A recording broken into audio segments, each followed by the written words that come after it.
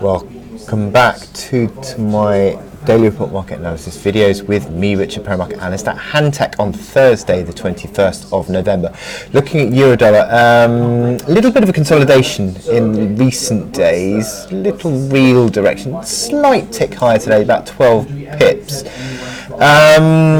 I'm still fairly neutral on euro dollar. I don't really see any real appetite to push euro dollar decisively high. I think this is part of the consolidation, really. You've held on to the having sort of moved through the sort of 1060 to 1075 old pivot line.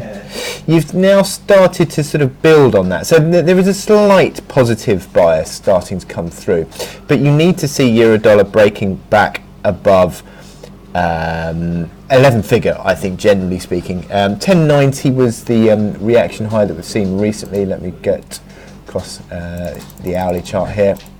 1090 area, you can see that through recent days, 6th and 7th of November, and then again on the 18th. So we'd sort of edged towards that, a very slight positive bias, but nothing decisive. And you look at the momentum indicators, really, they're sort of showing more ranging characteristics than anything else. So we're still waiting for any real decisive move, and just across the last few days we've basically been ranging, and how the market reacts to this 1090 sort of resistance area will be interesting, because a close above that, you could argue we are starting to pull a more positive configuration again, but you still have the key resistance overhead at 1180.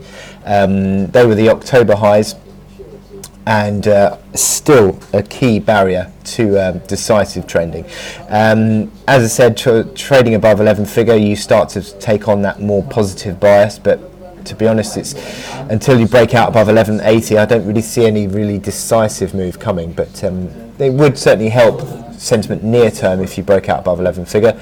But again, the 1090 resistance of the last sort of couple of weeks really still needs to be breached immediately today, and sort of looking at the hourly indicators sort of edging higher rather than sort of decisive moves. Yeah, possibly waiting out for US data this afternoon, but we'll see what happens with this one. 1050 is initially supportive. Certainly in the last few days it has held as a bit of a level, and that sort of protects the sort of low 110 figure area, and then obviously 109.90 being that key reaction low that we saw, which is a pivot line as well. So I wish you good luck in your trading. Click here to subscribe to our analysis videos and go to our website to sign up for our webinars.